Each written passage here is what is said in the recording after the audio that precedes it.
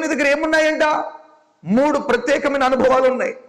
ఒకటి దేవుని సత్యం, ఒకటి దేవుని పరిశుద్ధత, ఒకటి దేవుని నీతి.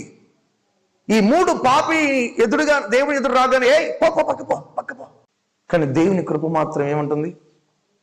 దేవుని స్తోత్రం, తృణీకరింపబడిన వాడిని, త్రోసివేయబడ్డవాడిని, దేవుని స్తోత్రం, వెలివేయబడ్డవాడిని, పాపములు నశించిన వాడిని, పాతాళమందు బంధింపబడిన వాడిని దేవుని కృప వెళ్ళి వెదకి మరీ రక్షిస్తుందంట.